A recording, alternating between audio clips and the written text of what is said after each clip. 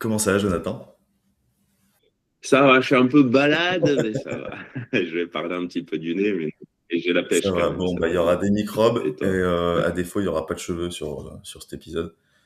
Ouais, c'est pas notre faute si on a le même coiffeur, hein. Il est bon, il est bon. Euh, Jonathan, premier exercice, présente-toi sans parler business.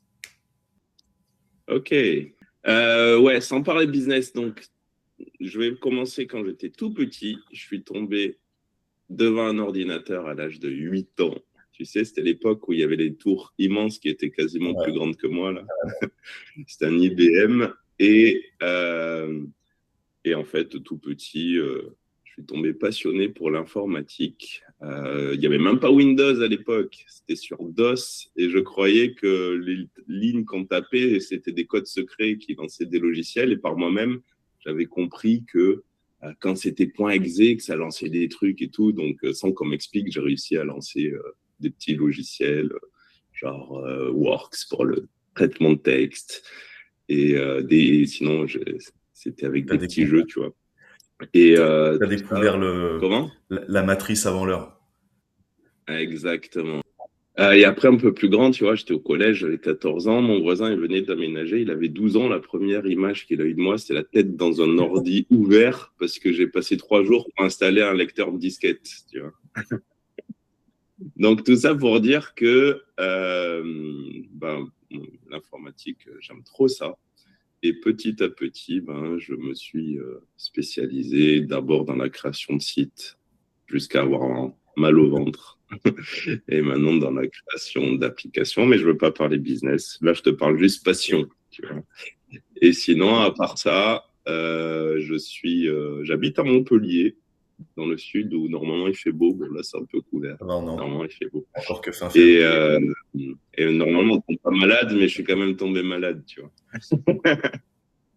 Ok, top. Voilà. Et du coup, pour rentrer dans le vif, euh, maintenant tu peux parler business. Je vois que ça t'a frustré.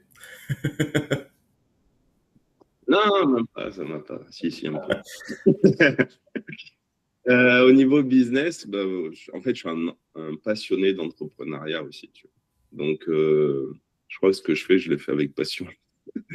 Euh, donc, petit à petit, là, je me suis spécialisé dans la création d'applications. Donc, application, ça veut un peu tout et rien dire, tu vois. Quand on dit application, on passe à application Ouais. mobile, mais il n'y a pas que ça.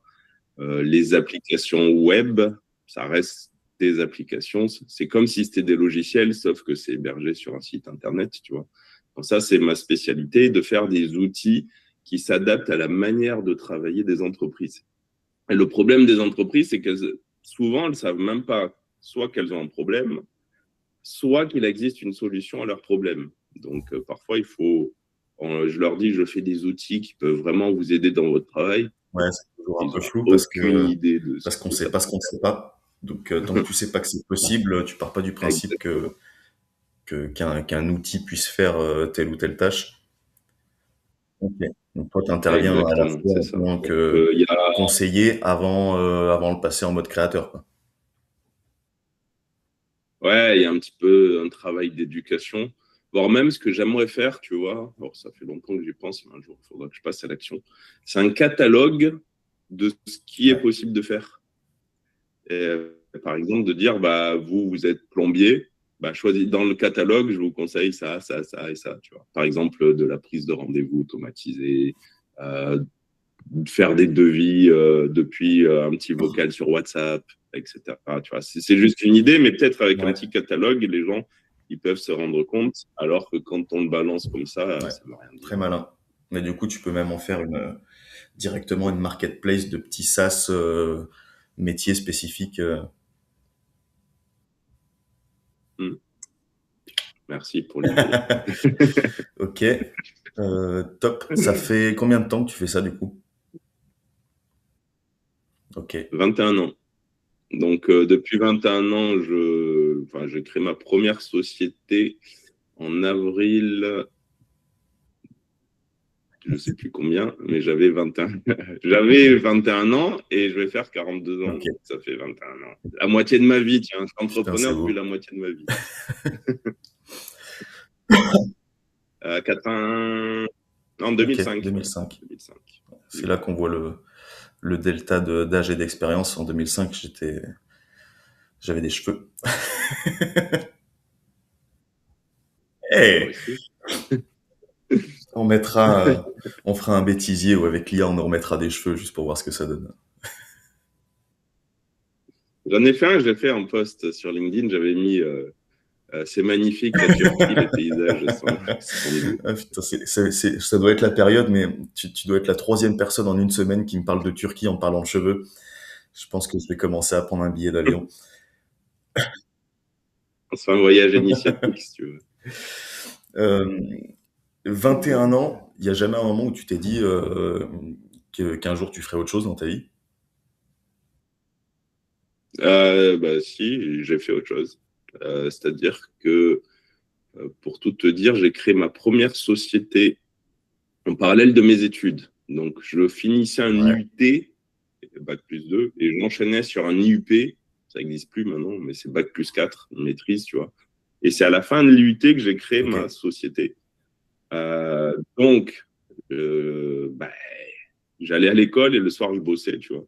Sauf que personne m'a appris à faire du commercial, donc je me suis entouré d'autres personnes.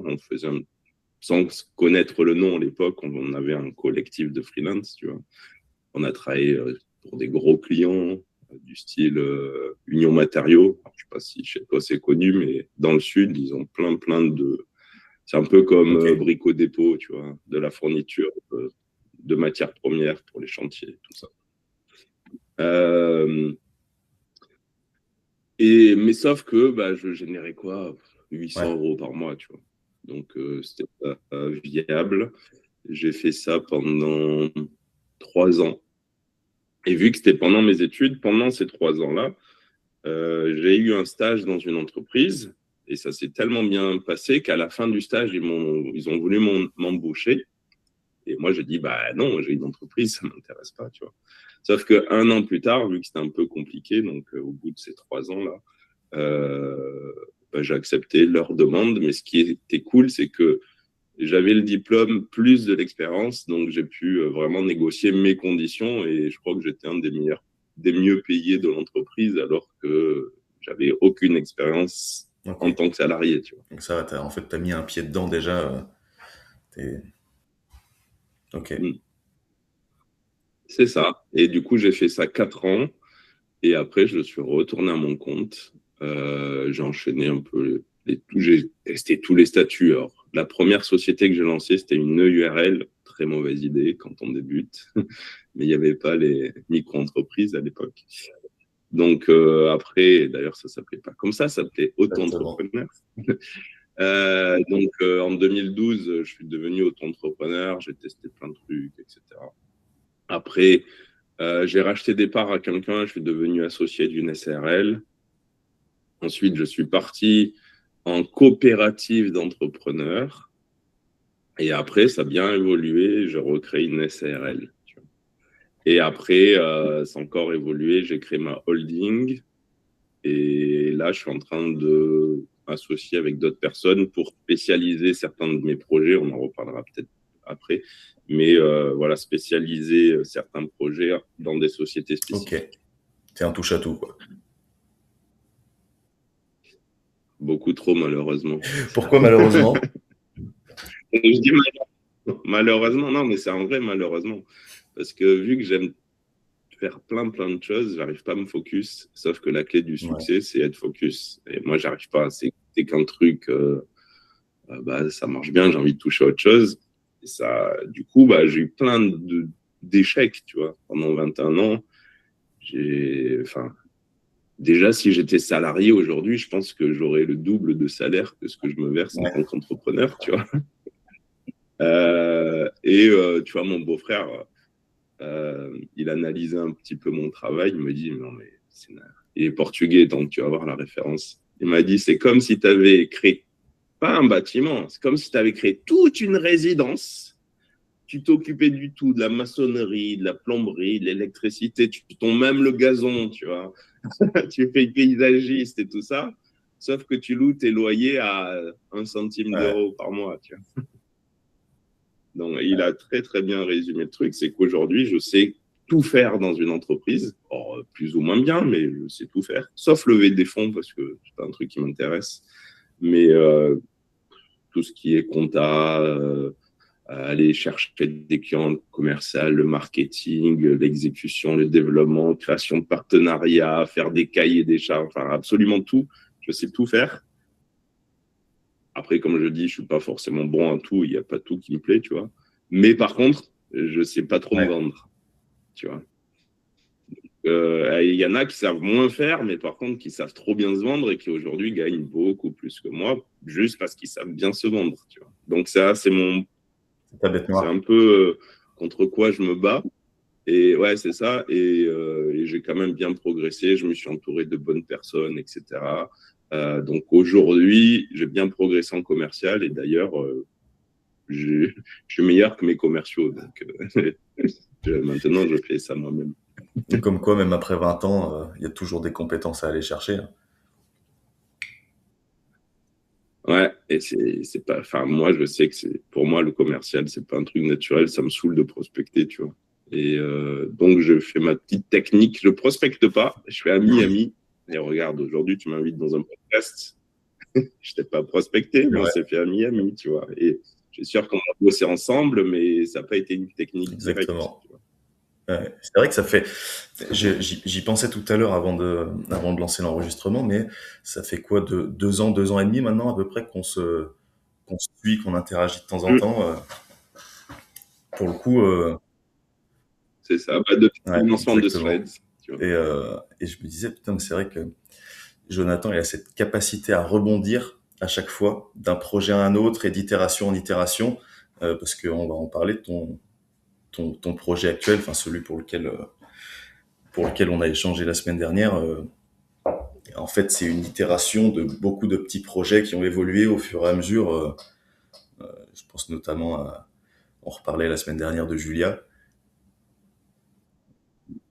Julia, qui est devenue CTO et qui est en train de devenir autre Exactement. chose. Et, euh, et du coup, bah vas-y, présente le projet actuel, parce que moi je le connais, je l'aime déjà d'amour, mais Alors, on va partir un petit peu de l'historique, justement. Donc, sur Threads, je lance un truc, parce que vu que j'aime toucher à tout, moi, j'avais envie de faire un chatbot. Tu vois. Donc, je lance un petit concours. Celui qui me fera la meilleure proposition, bah, je lui offre un chatbot. C'est un coût équivalent à 5 000 euros. Donc là, il y en a plein qui me font des propositions. Et il y en a un qui s'appelle Mathias Braun, qui dit ça serait trop cool d'avoir un chatbot qui est capable de faire de la prospection tout seul. Tu vois. Donc, j'appelle, on creuse le sujet, etc. Et finalement, c'est lui qui gagne. Et né Julia, voilà, petit à petit. Ensuite, en une semaine, bah, j'ai des bêta-testeurs prêts à payer, ce qui me fait déjà quasiment, alors je parle en TTC, ça parlera plus à tout le monde. En gros, ça me fait du 1000 euros par mois, tu vois. Genre, en une semaine, j'arrive à avoir des clients qui sont prêts à payer ça pour un outil qui n'existait pas, tu vois. Et du coup, je fais mon petit truc. Au début, c'était une extension sur LinkedIn, sur WhatsApp, Facebook. Très mauvaise idée de lancer surtout en même temps d'ailleurs. Et ça pré-remplissait, en fait, ça analysait les messages dans la messagerie, ça pré-remplissait une réponse et ensuite l'utilisateur il pouvait modifier et envoyer. Sur le papier, c'était bien parce que les utilisateurs disaient j'ai pas trop confiance à l'IA, je préfère gardez la main. vérifier avant. Sauf que dans les faits, quand il y a une IA, ils veulent plus toucher, ils veulent tout déléguer. Donc le projet a plu, il a bien évolué. Et là, on m'a proposé des membres de mon réseau à Montpellier, là. Il me dit, bah, il y en a un qui vient me voir en disant, ah, j'ai une idée et tout ça. Je dis, bah, c'est la même que moi. Et il y a un autre qui vient me voir en disant, j'ai la même idée. Bah, c'est la même que moi. Donc, on a relié nos forces. Et ensuite, Julia s'est transformée en CTO. Alors non, il n'est pas transgenre, Julia, c'est juste qu'on s'était trompé à l'échographie. Voilà. C'était Et Jules-IA. ensuite, ouais, c'est ça. comment c'est, Julia. C'était pas un Je rappeur, suis mais sûr qu'elle pouvait. ouais, c'est ça. Et donc, ensuite, il y a des leaders du marché. Alors, je ne sais pas si je peux parler de leur nom, bon, au cas où je ne veux pas le dire. Mais ils sont venus nous démarcher en disant, bah voilà, ça nous plaît trop, on veut trop s'associer avec vous. Et ensuite, ben, on a lancé l'aventure CTO à plusieurs. Mais de fil en aiguille, moi j'ai eu une année aussi très compliquée en 2025. J'ai préféré sortir du projet. Donc en gros, je leur ai revendu Ok. CTO. Et voilà. Mais avec contractuellement, j'ai toujours la propriété intellectuelle et je peux faire ce que je veux du code. Je peux même le revendre à d'autres Ok. si besoin, tu vois. Donc, de fil en aiguille, on est arrivé à ouais, j'ai quand même envie de lancer un autre projet. Et je réfléchissais, je me dis, mais c'est fou ça. Comment ça se fait que, donc, depuis 13 ans, je suis spécialisé dans le monde du CRM, tu vois, CRM, appli métier, etc. Comment ça se fait que depuis 13 ans, je crée des CRM pour mes clients, mais moi-même, j'en utilise pas? Je sais pas, t'en penses quoi, toi? Pourquoi, toi? T'en Alors, utilises ou pas, toi? eh ben, je vais teaser ce que tu vas me dire. Moi, j'en utilise, mais je l'ai fait moi-même. Parce que Ouais, ouais. le CRM Mais, tel que tout le monde l'a, donc sur les grosses boîtes, bah, de toute façon, c'est toujours pareil. Tu as beaucoup de fonctionnalités qui sont super cool. Tu as beaucoup de fonctionnalités qui ne servent à rien. mm, Et toi, tu payes mm, en général une blinde pour le tout. Et donc, moi, ça me saoule à chaque fois à force d'en tester un, deux, trois. En fait, tu passes plus de temps à tester les outils qu'à vraiment t'en servir. Et puis, une fois que tu te dis, bon, celui-là, c'est le bon, au bout de 2 semaines, t'as plus envie de t'en servir parce que tu te rends compte que c'était chiant. Donc, je pense que j'initie le point que tu allais aborder. pas vraiment, en vrai. Ça, c'est un autre problème, tu vois. Mais moi, là, mon analyse, c'était pourquoi je n'utilise pas de CRM, et c'est pas une histoire du cordonnier le plus mal chaussé, c'est je n'utilise pas de CRM parce que je ne sais pas utiliser un Ok, CRM. Alors, pas techniquement, ouais, techniquement, je l'ai créé, donc je sais ouais. les utiliser. C'est commercialement, personne ne m'a jamais formé à l'utilisation d'un CRM. Donc, je n'ai pas le réflexe de l'ouvrir. Quand je l'ouvre, je ne sais pas Mhm. quoi écrire dessus. Et quand j'ai écrit quelque chose dessus, je n'ai pas le réflexe d'y retourner pour voir ce que j'ai écrit. Tu vois. Donc, je me suis dit, c'est fou ça. Et je suis sûr que je ne C'est le suis pas le syndrome seul de dans la ce note cas-là. iPhone que Donc, tu vas jamais revérifier. Sauf que là, tu ouais. vois même pas Et la note encore, iPhone. mon bloc-notes, je vais mon bloc-notes, je vais le vérifier. Mais justement, peut-être parce que c'est accessible. Tu vois. Et alors, je me suis dit, maintenant, on est à l'ère de l'IA. Et ça fait plus de 2 ans maintenant que je travaille avec l'IA, je programme et tout ça. Est-ce que on peut pas partir de cette douleur et en faire un outil? Et je me suis dit, bah, l'outil qu'il faut faire, bah, c'est en fait une IA qui va se connecter sur tous tes canaux de conversation. Donc, évidemment, on va commencer par les DM sur LinkedIn, mais ensuite, on va rajouter WhatsApp. Pourquoi pas les visios? Là, tu vois, on parle, il y a Nuta qui est connecté, qui va faire une synthèse. Ben, on récupère cette synthèse et l'IA, elle analyse tout ça, tu vois. Mais aussi, tant qu'on y est, ben, on n'a qu'à faire quand on est en présentiel. On lance le dictaphone, il enregistre, on peut faire une transcription, tu vois.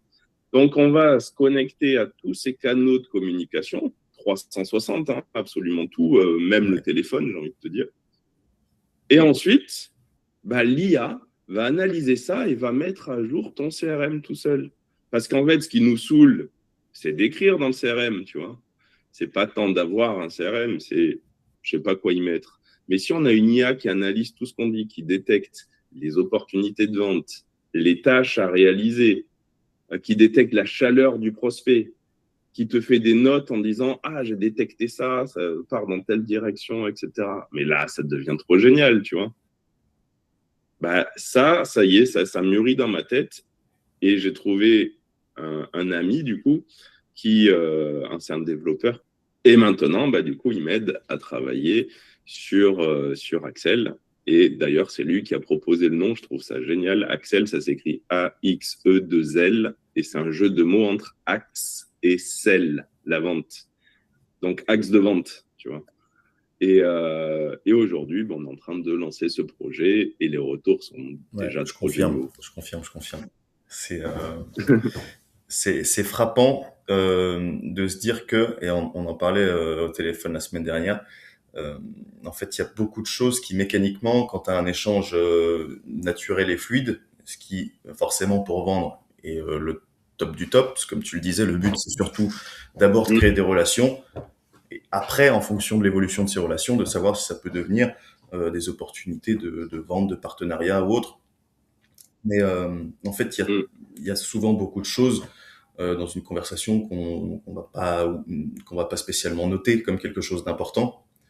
Et là, le fait que tout soit déjà retranscrit, analysé par l'IA, déjà ça te fait des résumés très très propres, euh, très détaillés, et puis ça va limiter un petit peu cette friction de l'oubli de ton cerveau, parce que toi, tu étais concentré sur ce dont on était en train de parler, et en fait, il y a peut-être une info dedans qui paraissait anodine, qui en fait là peut vraiment révéler une opportunité. Et la façon dont tu as construit l'interface, je trouve ça vraiment propre, parce que la friction justement sur un CRM classique, c'est que ça peut vite devenir une usine à gaz très très complexe avec beaucoup de cases à cocher, beaucoup de statuts à mettre à jour, etc.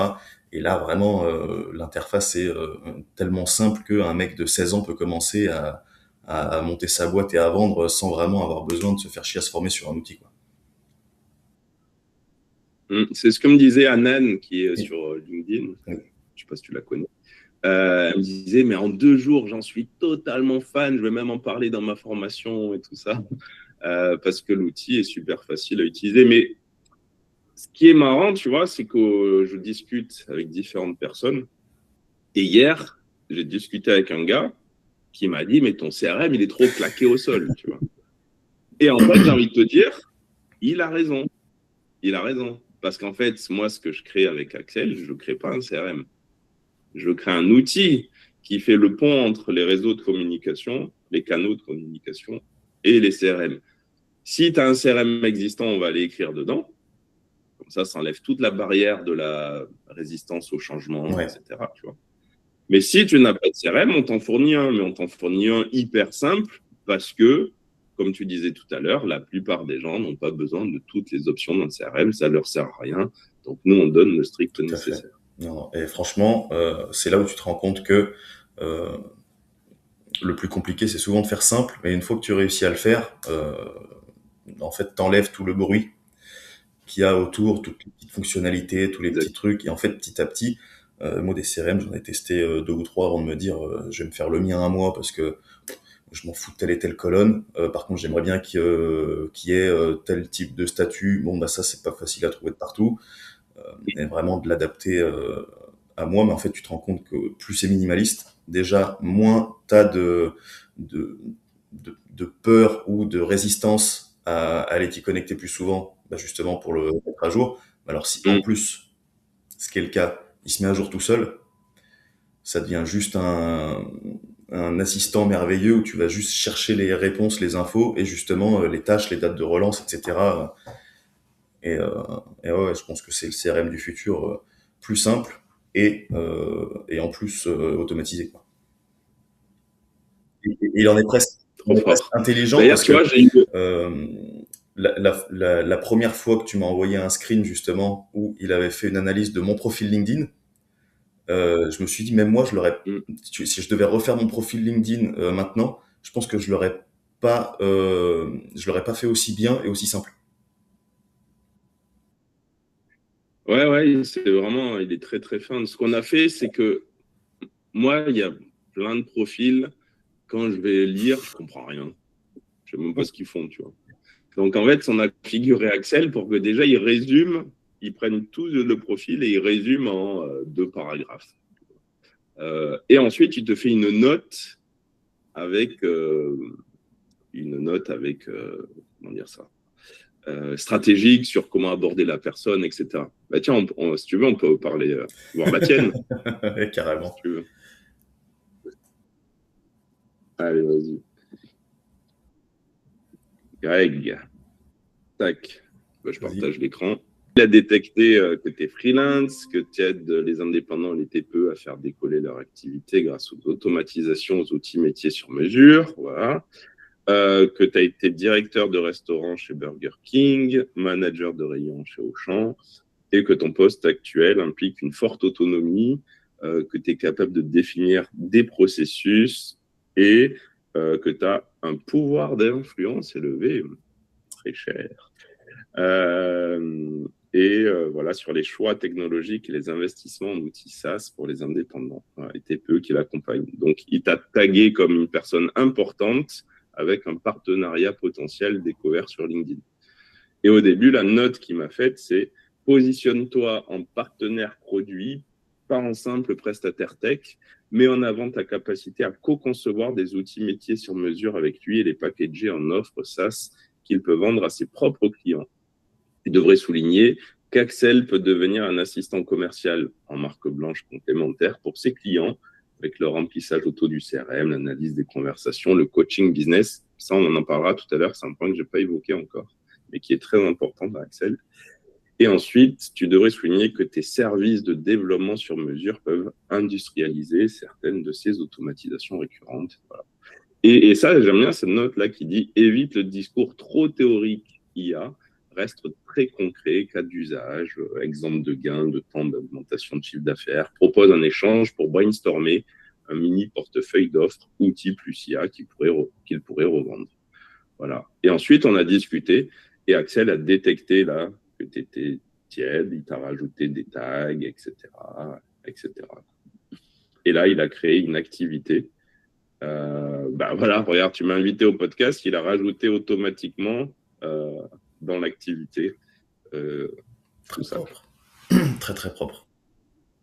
Et là, on a nos messages qui remontent. Il a détecté ton numéro de téléphone, etc. Toi, tu devs très, très dur. Moi, je no code très, très fort. Donc, je me suis dit, est-ce que j'aimerais bien avoir ton retour là-dessus parce que je sais que le no-code, tu t'en sers aussi parce que ça permet de gagner du temps sur beaucoup de choses.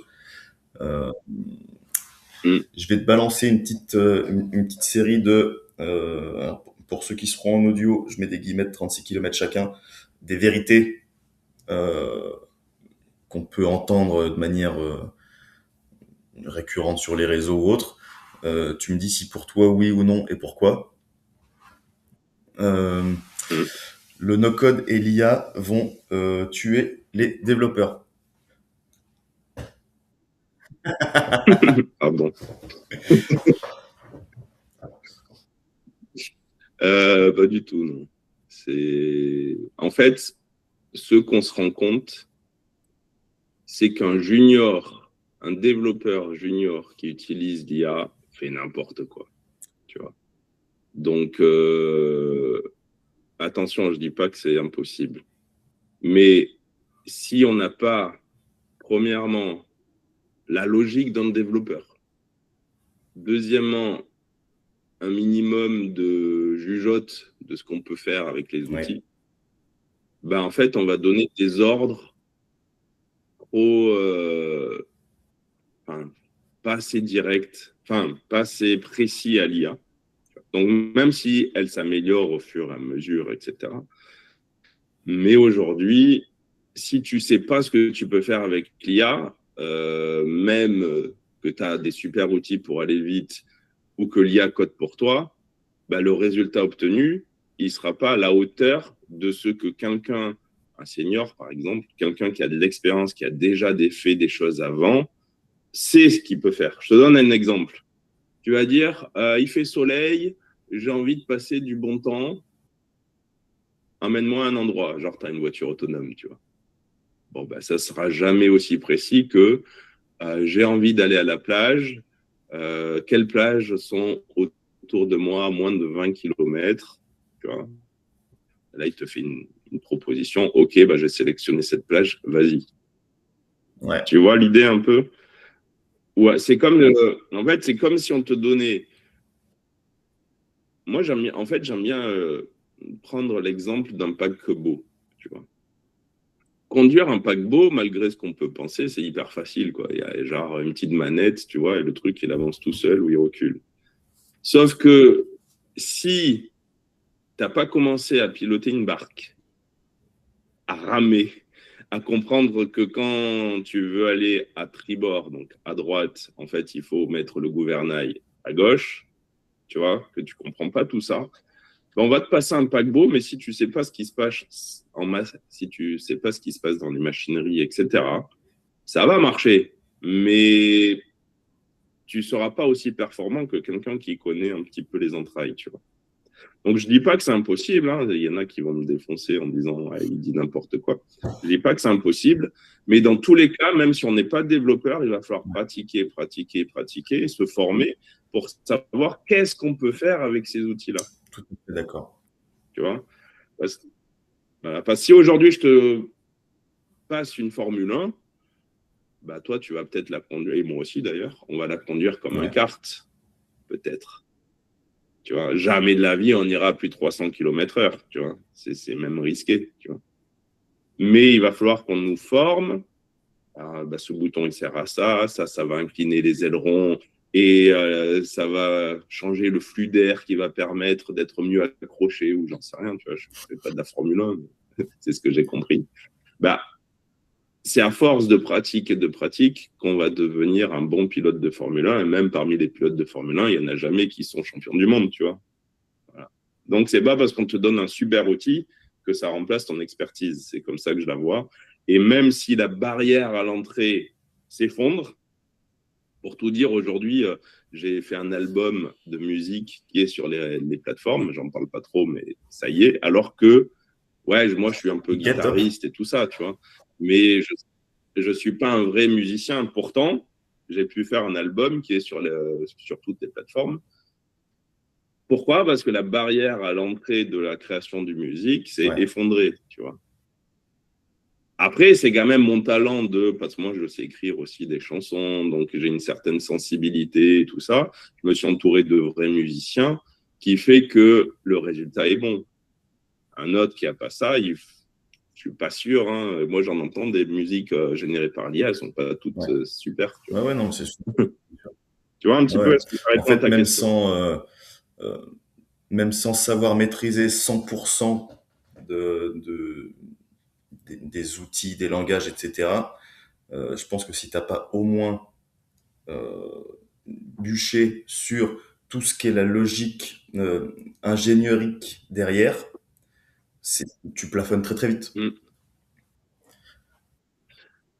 Bah, ne serait-ce que tu te rappelles ce que je t'ai dit tout à l'heure, quand tu dis à une personne on peut automatiser ton métier, même elle, elle a aucune idée de ce qu'on peut automatiser Ouais. alors que c'est son métier. Et c'est Alors quelqu'un qui n'a pas de logique, tu crois qu'il va vraiment automatiser quelque chose d'un métier qu'il ne comprend ouais, même pas. c'est sûr, c'est sûr. Et c'est vrai que c'est un cas, j'en parle souvent, mais la plupart du temps, on t'appelle pour un problème.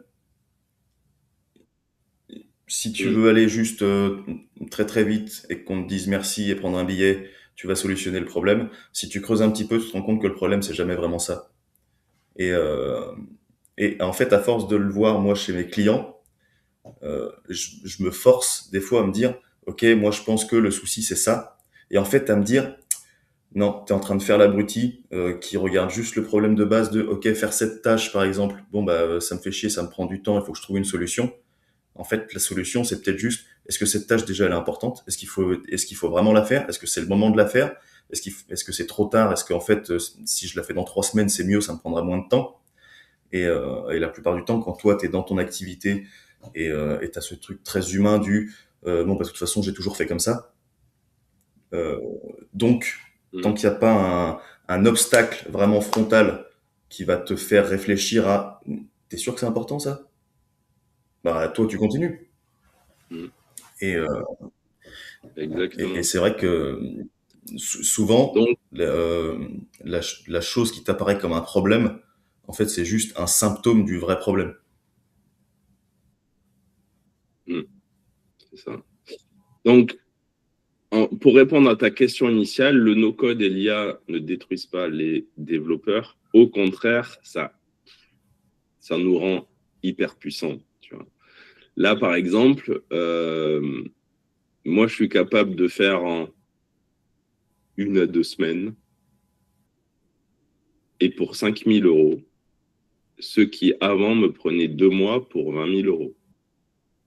Donc, je suis 4 à 8, honnêtement, 4 à 8 fois plus rapide pour 4 fois moins cher. Donc, tout le monde s'y retrouve. Moi, j'ai un meilleur TJM et les clients, ils payent moins cher, ils ont leur solution plus vite, tu vois. Ok, carrément top. De toute façon, le grand débat de l'IA qu'on aura encore pendant des années, je pense, c'est vraiment est-ce que tu le vois de manière très arrondie ça va voler des métiers, ou est-ce que tu te dis au contraire, ça c'est juste un outil, comment est-ce que moi aussi je peux m'en servir pour décupler ce que je fais déjà très bien? Moi, parfois, ça me fait peur, l'IA. Hein. Je disais tout le temps, non, ça va pas voler les métiers et tout ça. Or, oui, en fait, ça supprime les métiers, mais je pense que des métiers que personne n'aime de toute manière. Tu vois. Faire de la saisie, il y en a qui le font, parce que, tu vois, par exemple, en Asie ou à Madagascar, ils sont très, très bons pour ça, tu vois. Faire des tâches répétitives. Mais en vrai, qui aime faire ça? Ils le font peut-être parce qu'ils n'ont pas d'autre boulot, tu vois. Donc, le problème de la technologie, c'est que ça automatise les tâches que personne n'aime faire et du coup, ça nous pousse à nous former vers des tâches plus intellectuelles. Exactement. Je te donne un exemple. Un exemple, c'est que avant, il y avait des lavoirs. Donc, il y avait des constructeurs de lavoirs, tu vois, où les personnes allaient pour nettoyer leur linge, etc. Et arrivait la machine à laver. Bon, ben, ça détruit le métier de constructeur de lavoir, même d'entretien de lavoir, tu vois, de réparateur de lavoir, etc. Même de la femme qui doit aller au lavoir pour laver le linge, tu vois. Ça détruit tous ces métiers. Mais ça crée le métier de fabricant de pièces détachées de machines à laver, de vendeur de machines à laver, de réparateur de machines à laver, etc. Sauf que c'est des tâches plus intellectuelles, tu vois. Donc, petit à petit, ça nous pousse vers ça. Ça détruit des métiers, ça en crée des nouveaux. Peut-être que ça crée moins de métiers que ça en détruit. Ça, c'est clair. Et aussi, ça ne marchait pas pour la machine à laver. Mais aujourd'hui, avec l'IA, ça détruit toutes les barrières à l'entrée. Donc, par contre, on va se prendre beaucoup plus de concurrence en face. Tu vois. Donc, les prix du marché, ils vont baisser. Et moi, ma prédiction, c'est que d'ici quelques années, les SaaS, ça ne va plus marcher. Les gens vont vouloir créer leur propre outil, payer une fois, l'avoir en interne et le faire évoluer pour qu'ils s'adaptent à leur manière de travailler et pas utiliser les outils des autres. C'est ça ma prédiction, tu vois. Donc, d'un côté, les tarifs qui s'effondrent, mais en même temps, le TJM qui augmente. Voilà. Peut-être il me faudra 4 clients dans le mois, là où il m'en fallait un pour 2 mois. Un cas client que tu traitais en un mois, tu le traiteras en 3 jours. Quoi. Ouais, voilà, c'est ça. Et après, l'idée, si on est un petit peu malin et si on est meilleur que moi en vente, c'est qu'une fois qu'on l'a fait pour un client, après, on va le revendre à tous les clients de la niche. Tu vois. Standardisé pour augmenter le volume. Ben non, même pas standardisé. C'est que tu vends une base, mais tu dis au client, on peut vraiment l'adapter sur mesure pour vous. Moi, je vous montre la base déjà faite. Par contre, on va la faire sur mesure et ça sera 100% à votre manière de travailler. Oui, dans standardisé, c'était pas le livrable, c'était le process. Mais tu productises un petit peu ta façon de travailler de façon à ce que tu sois vachement productif et que tu gagnes beaucoup de temps. Et l'objectif, c'est que te prennent toujours X temps pour gérer un cas client, en sachant que le livrable à chaque fois sera adapté. Mais... Top, super intéressant. Ouais. Bon, on a passé 1 heure sur une question. Mais c'est bien parce que du coup, déjà, j'en avais pas mis des masses parce que je savais qu'on développerait. Et en fait, tu as englobé 3 questions en une question, donc ça va. Le timing est et gérer. D'accord. C'est quoi les autres questions? Ça c'est une de mes préférées. Une PME qui pilote encore sa boîte sur Excel, c'est OK ou c'est pas OK? Bonjour, vous êtes bien sur la messagerie de Jonathan. Non, parce que en fait, c'est Bah, des cas que moi je vois beaucoup. Euh, et puis, ouais, ouais. cette phrase que Alors, je te disais tout à l'heure, qui est une phrase que moi je déteste, c'est le oui, mais on a toujours fait comme ça. hmm. Or déjà, allez, on va pas fracasser les gens. Ce qui est OK déjà, c'est qu'ils ont un outil, ils ont compris la logique et qu'ils ont créé l'outil. Ça, c'est génial. Ce qui est dommage, c'est qu'un fichier Excel, bah, si t'es pas sur ton ordi, c'est dur à voir. Si tu es ailleurs, que tu le modifies, autant il y a quelqu'un qui le modifie, ça va faire des conflits. C'est les gens ils bricolent Excel, tu vois. C'est pas. Enfin voilà, aujourd'hui, on peut carrément faire une application qui a toutes les données d'un fichier Excel, mais qui est tellement ergonomique, facile à s'y retrouver. En un clic sur un bouton, ça va faire des choses qui prenaient une plombe, tu vois. Et par exemple, même si tu as un fichier Excel, je suis désolé, mais c'est difficile de faire un bouton où tu appuies et ça va envoyer un email templatisé en remplaçant les variables, etc. C'est que tu es obligé d'avoir Ouais, Excel plus d'autres outils. Là, aujourd'hui, on peut créer une application qui sert de base de données comme Excel, mais derrière, on va automatiser des workflows à l'intérieur. exactement. Top. Mais c'est quelque chose qui, alors ça rejoint ce que tu disais tout à l'heure sur la partie éducation des gens. Si tu sais pas qu'il y a mieux et que entre guillemets c'est accessible, bon bah tu restes avec ce que tu maîtrises et ce que tu sais faire. Et pourtant, euh, je connais des gens sur Excel qui sont des machines de guerre parce que ça fait 15 ans Mmh. qu'ils poussent le truc et plutôt que de juste s'en servir, vont chercher à vraiment décupler tout le potentiel d'Excel et qui aujourd'hui, bah, pour en sortir, c'est compliqué parce que ça fait 10 ans de boîte qui repose dessus et mais qui est vraiment très très bien travaillé. Quand on arrive à ce niveau-là, Après, c'est des développeurs, hein. C'est des ouais, c'est ça. développeurs Excel, tu vois. Mais ça n'enlève pas, non, mais ça n'enlève pas Ah qu'ils ouais. sont bons, quoi. Ils sont super bons, ils ont compris la logique, sauf qu'eux, ils se sont spécialisés sur cette techno, ça n'enlève rien. C'est juste que du coup, bah, peut-être qu'ils savent pas qu'on peut faire mieux, plus facilement, etc. Et que, au contraire, ces gens-là, il faut pas les mettre à la porte en disant ce que tu as fait, ça sert à rien. C'est viens nous aider, tu vas être le product owner, c'est toi qui vas être le cerveau et on va te faire un outil, tu vas nous aider à créer l'outil, voire même on va te donner la main pour que tu puisses te faire évoluer par toi-même. Top. Euh, on sort du côté boulot. Tu m'as dit 42 ans. Le truc que je trouve très très cool avec toi, c'est que t'es quelqu'un de très accessible. On peut avoir des conversations sur beaucoup de choses très facilement et on sent que c'est un truc que t'aimes beaucoup. S'il y a une personne euh, morte ou vivante avec qui vraiment tu rêverais d'avoir une conversation, ce serait qui?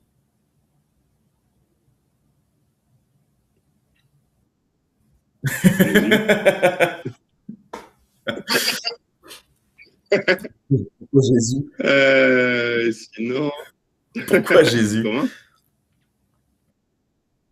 Bah quand même, Ouais, il a influencé. Après 2000 ans, on parle toujours de lui. Il a influencé la vie de c'est vrai. Il a milliards un de background. personnes, tu vois. Et ce qu'il a dit, c'est quand même génial, quoi. Et sinon, attends, je réfléchis. Euh, Je pense quand même que Steve Jobs, ça doit être génial de parler avec lui, tu vois. En gros, oh, il était têtu et apparemment, c'était dur à vivre quand tu étais dans son équipe, tu vois. Mais quand même, il a révolutionné nos habitudes, quoi. Il a révolutionné les habitudes du monde entier, oui, tu vois. Donc aujourd'hui, on utilise un smartphone, mais le smartphone, c'est né par l'iPhone, tu vois.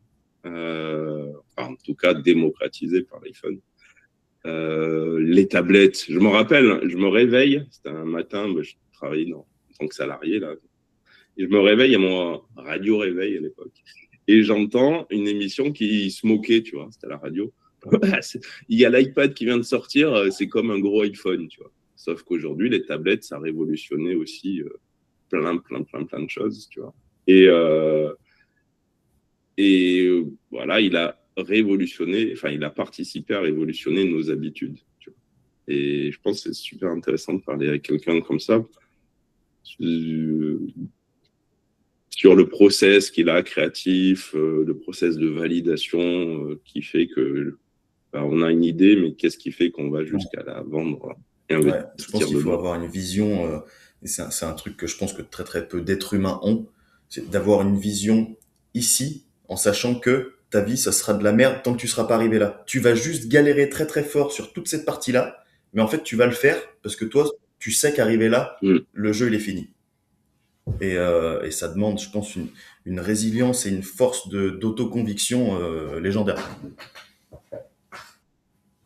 Ok, Mm. pas pour Steve Jobs. Et ouais, Euh,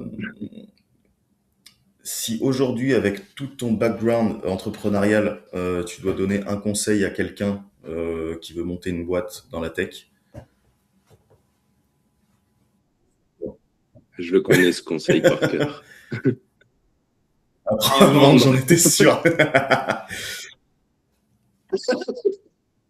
Non, mais c'est vrai, tu sais que moi, j'ai fait une formation de développeur à l'école. Mais à refaire, je crois Ouais, que je ferais commercial. Parce que, enfin, pas que ça. Mais parce que si tu apprends à vendre, derrière, ça t'ouvre toutes les portes. Tu peux vendre ouais, n'importe quoi, tu vois. Donc, et aussi, si j'ai un autre conseil, désolé, ça en fait deux, entoure-toi des bonnes personnes, ouais, forme-toi, tu vois.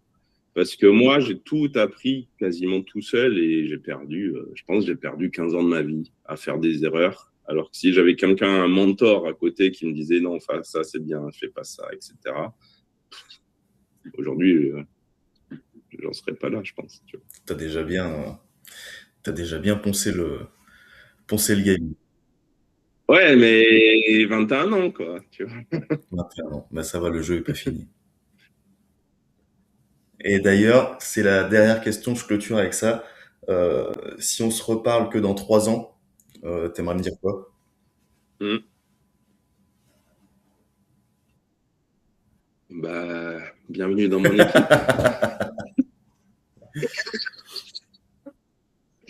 Non, ouais, en fait, j'aimerais te dire que Axel ou autre chose, tu vois, que j'ai réussi à lancer. En fait, avec un ami, je réfléchissais de c'est quoi ma définition de la réussite professionnelle, tu vois. Et c'était pas facile à Ouais, trouver cette réponse. Et finalement, en réfléchissant, pour moi, j'estimerais que j'ai réussi professionnellement quand, bah, déjà, j'aurai une entreprise qui tourne, qui peut tourner, même si je suis un mois ou 2 mois pas là, ouais, déjà. Donc, ça veut dire tous des process mis en place, tout est clair, etc. Ensuite, que bah, ça génère suffisamment d'argent pour pas trop s'en préoccuper. Tu vois. Moi, je vise pas le million, hein, mais ouais, le voilà, but que ça d'une boîte, tourne c'est tout quand seul. même. Et surtout que j'ai, en gros, que j'ai. Je dis le but d'une boîte, Comment? de base, c'est quand même de faire du cash aussi. Donc c'est ok que ce soit un goal, hein. Ouais, enfin, moi, c'est pas moi. Moi, je cours pas après l'argent. C'est plus. Moi, en gros, je veux craquer l'algo, quoi. Craquer l'algo de dire j'ai une idée, j'en fais un business rentable, j'ai tellement compris le truc que je peux le répliquer et je peux aider n'importe qui à faire la même chose. C'est ça. Et quand j'aurais compris ça, j'aurais estimé que j'aurais réussi professionnellement.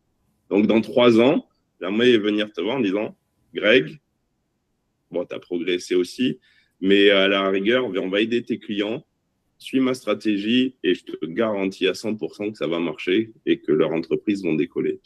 Voilà, c'est ça que j'aimerais Top, te dire. super. De toute façon, on se reparlera avant dans 3 ans. C'est ça. Et d'ailleurs, il y a un dernier point pour arriver à ça que je t'ai dit que j'aimerais Ouais, je aborder, t'en prie. si tu me permets. C'est le Axel Coach Business. En fait, on a parlé de l'assistant qui écrit tout dans le CRM, mais vu qu'Axel a accès aux data des CRM, bah, il va être capable de l'analyser tous les matins, envoyer une feuille de route à chaque personne en disant voici les 5 à 8 actions à faire dans la journée pour aller convertir tes prospects en clients. relancer un tel, envoyer un petit message à celui-là, aller creuser ceci, tu vois. Et du coup, au lieu de te demander chaque jour qu'est-ce que je dois faire, au lieu d'ouvrir ton CRM parce que tu n'y penses pas, c'est Axel qui te dit eh oh, voici ton plan d'action Magnifique. pour la journée. Et ça, donc, c'est une des prochaines features sur lesquelles tu bosses. Ouais, il y a tellement de trucs dans ma tête, Ouais. mais on y va étape par étape. Merci beaucoup, Jonathan. J'ai adoré. Ouais, merci Greg, moi aussi. Faut pas me Ah, chauffer, mais moi, après je parle trop. moins on a de cheveux, plus on a de temps pour parler. Merci beaucoup, j'ai beaucoup aimé, c'était très chaleureux. Et les questions étaient géniales. Ouais, je t'ai parlé avec mon cœur, je pense Ouais, que ça s'est ressenti, mais je parlais avec c'est le le cœur et meilleur. ma passion. Merci beaucoup, Jo.